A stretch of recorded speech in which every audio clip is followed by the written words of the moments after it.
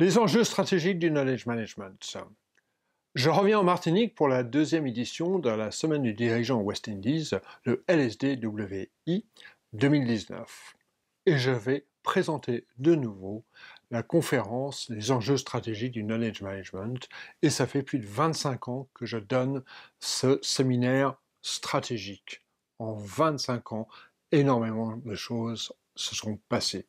Alors pourquoi les enjeux stratégiques du knowledge management? Déjà, enjeu. Parce que, voilà, on le fait pas. Il y a un enjeu stratégique, parce que c'est vraiment stratégique pour les entreprises aujourd'hui, et même les individus, de gérer ses compétences, ses connaissances et son capital immatériel. Je vais en dire un petit peu plus après. Donc c'est stratégique, knowledge management, gestion des connaissances. Qu'est-ce qui a changé récemment? Nouvelle technologie, mais surtout il y a une nouvelle norme qui est apparue.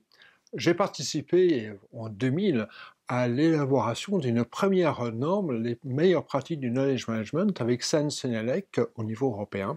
Et depuis, ça a énormément progressé. On a une norme ISO AFNOR maintenant.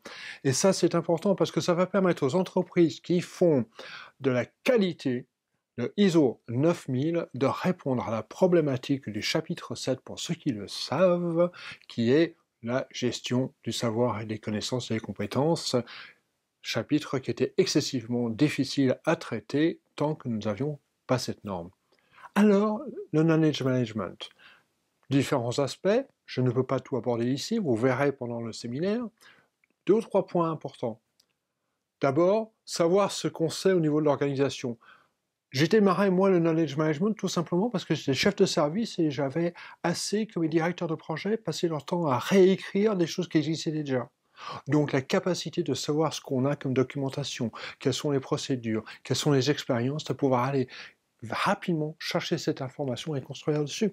Recueillir les meilleures pratiques. Quand on a quelqu'un qui a découvert quelque chose, de pouvoir partager cette nouvelle pratique, cette nouvelle connaissance avec l'ensemble des personnes de l'organisation. Aussi, au niveau immatériel, savoir quelle est la valeur des connaissances. Il y a pas très longtemps, il y a 6 mois, un peu plus, disons 10 mois, j'ai fait un audit dans une petite entreprise anglo-saxonne et le résultat, c'est que cette entreprise constituée de 2 personnes a un capital immatériel de savoir de ce qui ont été produits de plus de 4 millions d'euros. Comme ils vont rentrer dans une négociation pour avoir du capital risque, pouvoir dire, voilà, on a déjà tout ça en place, c'est documenté, voilà comment on y accède, et la valorisation de cette connaissance, de tout ce qui a été produit, c'est 4 millions d'euros. C'est quand même intéressant. Savoir la compétence des personnes qu'on a. Voilà quelques éléments, et je vais aussi aborder les différents outils, très simplement en vous donnant des exemples, comment aujourd'hui on peut facilement gérer sa compétence, ses connaissances, les informations clients. Un exemple concret, ce qu'on appelle aujourd'hui la gestion des relations clients, toutes ces bases, ce n'est rien d'autre qu'un sous-ensemble du knowledge management. Voilà, je vous attends avec impatience pour débattre avec vous et vous présenter ce séminaire. À très bientôt, au revoir.